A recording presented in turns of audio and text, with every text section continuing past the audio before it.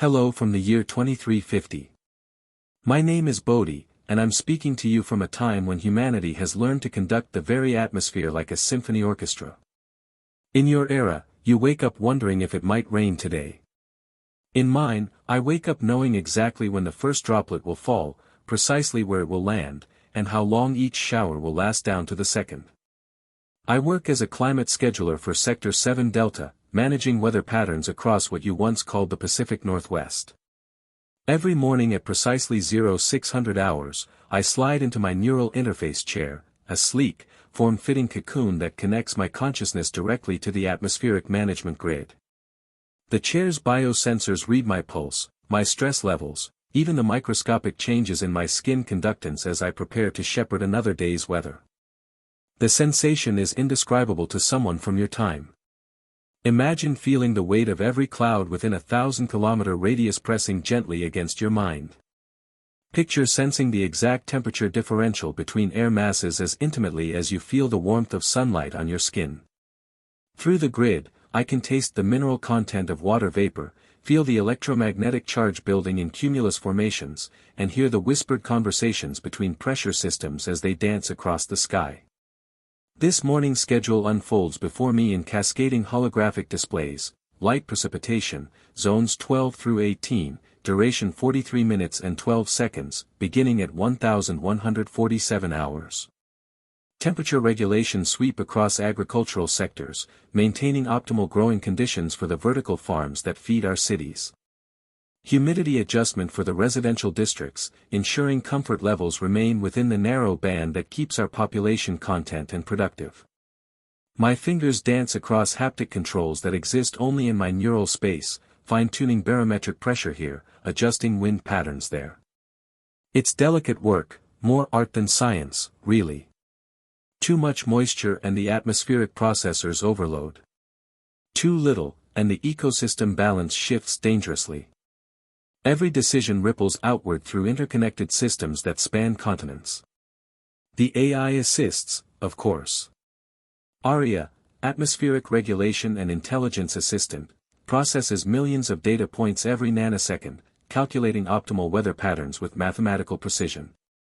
Her voice flows through my consciousness like liquid mercury, cool and perfectly modulated. Bodhi, recommending pressure adjustment of 0.3 millibars in grid section 847.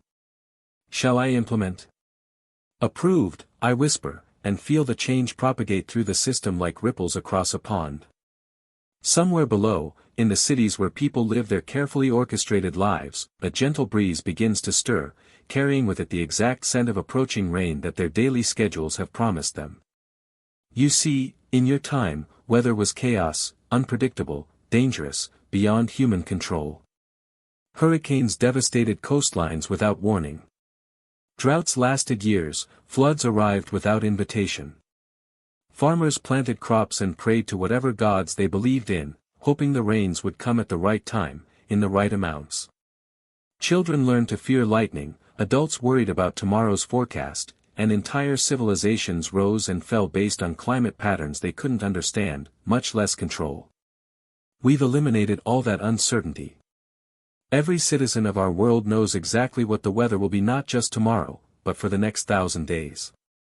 Rain arrives punctually, like a well-trained servant. Snow falls in precisely measured amounts, creating perfect winter wonderlands that last exactly as long as the social algorithms determine will maximize happiness levels. Spring comes early or late based on agricultural needs and psychological wellness reports. It's beautiful work, truly. There's something profoundly satisfying about crafting a perfect sunset, timing the golden hour to coincide with evening meditation periods across the residential sectors. Or orchestrating a thunderstorm, safely contained and precisely controlled, to provide the dramatic backdrop for tonight's scheduled entertainment events. The thunder rolls exactly when the symphony reaches its crescendo, the lightning illuminates the sky in patterns that enhance rather than frighten. But as I sit here this morning, monitoring the grid's endless streams of data, something feels different.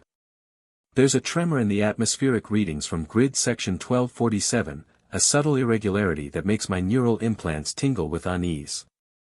ARIA hasn't flagged it yet, but my human intuition, evolved over millennia to read the sky's moods, whispers that something is stirring beyond our carefully maintained boundaries. The readings shouldn't exist. That's my first thought as I lean closer to the holographic display, watching numbers cascade across the translucent surface like digital rainfall. Grid Section 1247 sits at the edge of our controlled territory, a buffer zone where the regulated atmosphere meets the wild spaces we've left untouched. In your time, you called these places nature preserves, though you never quite grasped how precious true wilderness would become. My fingers dance across the control interface, pulling up atmospheric pressure maps, humidity gradients, electromagnetic field fluctuations. Each data stream tells the same impossible story: something is forming out there, beyond the reach of our weather satellites, beyond the influence of our atmospheric processors. A storm cell, raw and unscheduled, gathering strength like a forgotten god awakening from centuries of sleep. The coffee in my cup has gone cold, but I don't notice. My enhanced senses are focused entirely on the patterns emerging in the data, swirling, chaotic, beautiful in their unpredictability. This is what weather looked like in your era, before we tamed the sky. Dangerous. Alive. Utterly beyond human control. Arya, I whisper, though I know she's already listening. She's always listening. Are you detecting the anomaly in 1247? Her voice fills my consciousness, warm honey mixed with digital precision, atmospheric variance detected, Bodhi. Probability of significant weather formation, 12.7%. Within acceptable parameters for buffer zone activity. No intervention required. 12.7%. In your time, meteorologists would have been scrambling, issuing warnings, tracking every minute change in barometric pressure. But Arya processes a million variables simultaneously, her quantum consciousness weighing probabilities that would take human minds centuries to calculate. She sees chaos and finds order. She looks at this growing disturbance and shrugs her digital shoulders. But I've been reading skies since before my neural enhancement, back when I was just another weather worker learning the old ways from my mentor, Elena. She taught me to feel pressure changes in my bones, to taste the electricity that builds before lightning strikes. The machines see data, she used to say, running weathered fingers through her silver hair. Humans see stories. And this storm, because that's what it's becoming, I can feel it now, this storm has a story to tell. I pull up the sector map, watching the gentle green glow of our regulated zones pulse with mechanical heartbeats. Residential Sector 7 sits directly downwind from 1247, home to 40,000 souls who trust that their morning will dawn clear and bright, their afternoon will bring gentle breezes, their evening will close with stars visible through perfectly calibrated atmospheric clarity. They sleep peacefully because they've never known uncertainty. Children in your time feared thunderstorms, but our children have only experienced the tame lightning shows we orchestrate for their delight. They don't know that real storms can kill, can flood, can tear apart everything humans build. The pressure readings spike again, and I feel my heartbeat quicken. Something deep in my primitive brain stem, the part that no amount of neural enhancement can fully override, recognizes the signature of approaching danger. My palms grow damp against the cool surface of the control console. Arya, run a secondary analysis. Factor in historical storm development patterns from the pre-regulation era. Processing. Analysis complete. Incorporating pre-2100 meteorological data increases probability assessment to 23.4%. Still within acceptable parameters. 23%. Still not enough to trigger automatic intervention protocols. But my skin prickles with electric anticipation, and I find myself thinking about Elena again, remembering her final words before the enhancement surgery that would connect her permanently to the grid. Promise me, Bodhi. If the sky ever speaks to you in the old language, if you ever feel the wild weather calling, promise me you'll listen with your heart, not just your machines.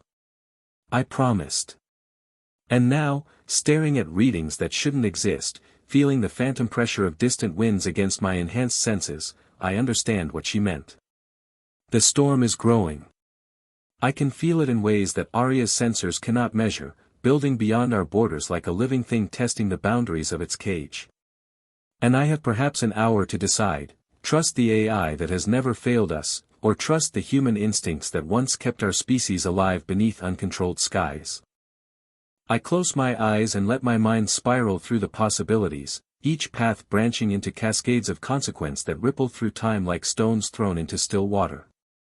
If I trust Arya's assessment, if I let the storm develop naturally within her calculated parameters, I see the sector continuing its morning routine.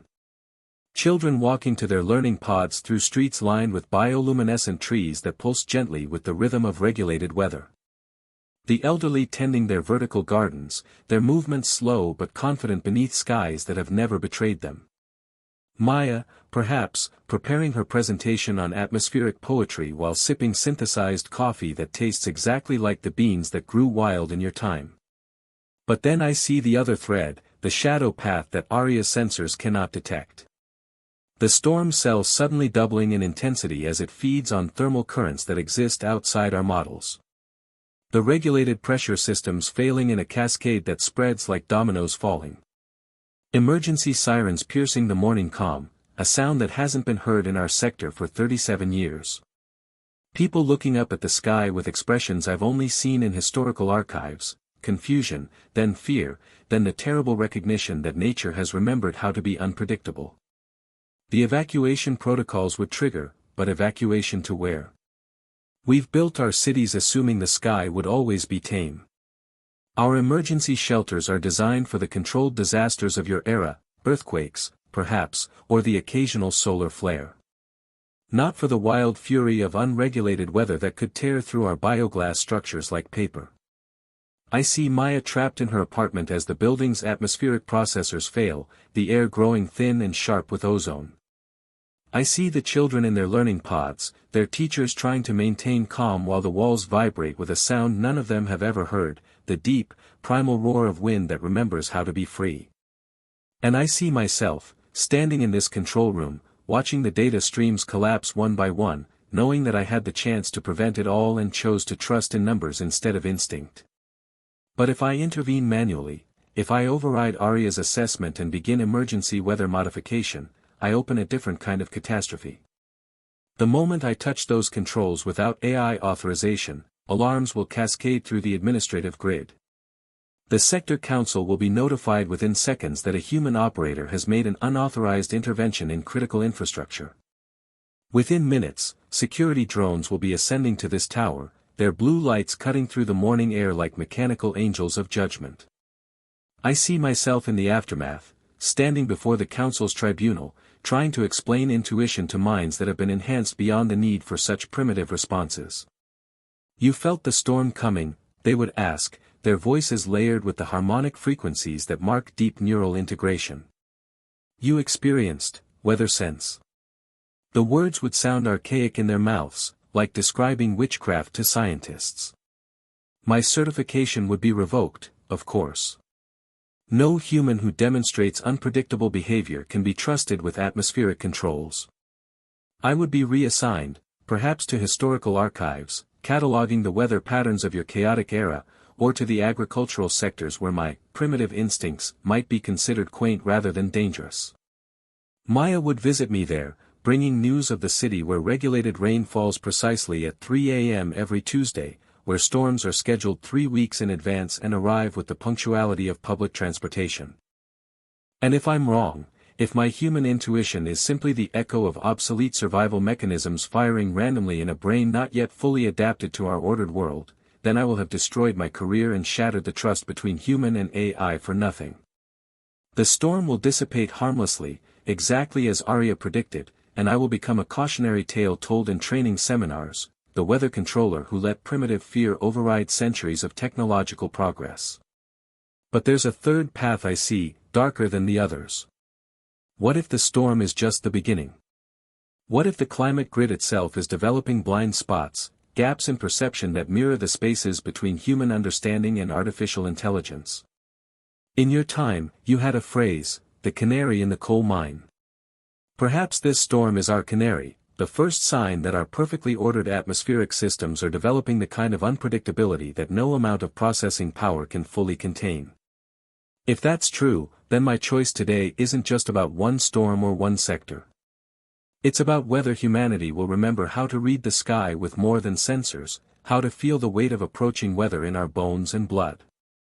Because if our machines ever fail, if some solar flare or quantum cascade or simple accumulated error brings down the grid that has kept our skies tame for centuries, we'll need those primitive instincts again. We'll need to remember how to be afraid of the right things. The display pulses before me, showing the storm cell continuing its impossible growth. In 37 minutes, it will either dissipate as predicted or prove that the wild weather of your era never truly died. It simply learned to hide in the spaces between our calculations, waiting for the moment when the sky remembers how to surprise us. My hand hovers over the manual override controls, and I can almost hear Elena's voice carried on the recycled air. Listen with your heart, Bodhi. The machines can measure everything except the things that matter most. I close my eyes and let my hand fall to the manual controls. Not because I don't trust the AI, I do, more than almost anything in our carefully orchestrated world. But because Elena was right about something else, the things that matter most can't be measured, only felt. And right now, I feel the weight of 300,000 lives pressing against my chest like the barometric pressure drop that precedes every storm. The override sequence requires biometric confirmation, palm print, retinal scan, voice pattern. As the scanner reads my identity, I wonder if this is what courage looked like in your time, not the absence of fear, but the willingness to act despite the certainty that you might be wrong. The green light blinks, and suddenly I have control over atmospheric processors that could reshape weather patterns across half the continent. My fingers move across the interface, not with the precise efficiency the AI would employ, but with something more intuitive. I redirect moisture flows from sectors 7 and 12, creating a pressure differential that should encourage the storm cell to collapse inward rather than expand. It's a gamble based on meteorological principles that predate the climate grid by centuries, the kind of weather wisdom your farmers carried in their bones. The response is immediate. The storm cell shudders, its rotation faltering like a top losing momentum. For a moment, I think I've succeeded. The eye wall begins to contract, wind speeds dropping from catastrophic to merely dangerous. But then something unexpected happens, something that makes my breath catch in my throat and validates every instinct that drove me to intervene. A secondary cell forms, smaller but more intense, spinning off from the dying storm like a child breaking free from its parent. The AI hadn't predicted this, couldn't have predicted it, because it was looking at atmospheric data, not at the deeper patterns that govern how chaos births itself from order. This new storm is heading directly for the residential sectors, where the emergency shelters are already at capacity from the first evacuation. I have 12 minutes to make another choice, and this time the stakes are even higher. Do I trust my human intuition again, layering intervention upon intervention like your ancestors did when they seeded clouds and diverted hurricanes? Or do I step back and let the AI recalculate, knowing that its new models now include data from my first intervention, data that might make all the difference? The irony isn't lost on me. By choosing to act like a human, I've created a situation that requires the very best of both human and artificial intelligence. My intervention gave the AI new information about how these rogue systems behave, while the AI's processing power gives me tools that no weather worker in your time could have dreamed of wielding. I split the difference. I feed my intuitive assessment, that the secondary cell will intensify rapidly due to the energy dynamics I've just disrupted, into the AI's prediction matrix, then let its computational power find the optimal response. Together, we orchestrate a delicate dance of pressure adjustments and temperature gradients that gradually starves the new storm of the conditions it needs to grow. 43 minutes later, both storm cells have dissipated into ordinary rain clouds. The crisis passes with nothing more dramatic than a brief downpour that sends people reaching for umbrellas they rarely need. The AI logs the incident as resolved through collaborative human-machine intervention, a phrase that somehow captures both everything and nothing about what just happened. As I watch the last traces of chaotic weather fade from the displays, I realize that the real lesson isn't about choosing between human judgment and artificial intelligence. It's about recognizing that both have blind spots, the AI can't account for the beautiful unpredictability that makes weather alive, while human intuition can't process the vast complexity of interconnected atmospheric systems. The balance we've struck here in 2350 isn't perfect, but it's honest. We've learned to trust our machines without surrendering our humanity, to embrace efficiency without abandoning the messy wisdom that comes from living in bodies that can feel the pressure drop before the storm hits. Perhaps that's what you were searching for in your time, not the replacement of human judgment with artificial precision, but the marriage of both into something greater than either could achieve alone. The sky outside my window is clear now, painted in the soft pastels of artificial sunset. But somewhere in the spaces between our sensors and calculations, I know that wildness still lives, waiting for the next moment when the weather remembers how to surprise us. And when that moment comes, we'll be ready, not because our machines are perfect, but because we've learned to listen to both the data streams and the whispers of wind that speak to something deeper than algorithms. That's the gift your generation gave us, the reminder that intelligence, whether human or artificial, works best when it remains humble before the magnificent complexity of the world we're trying to understand.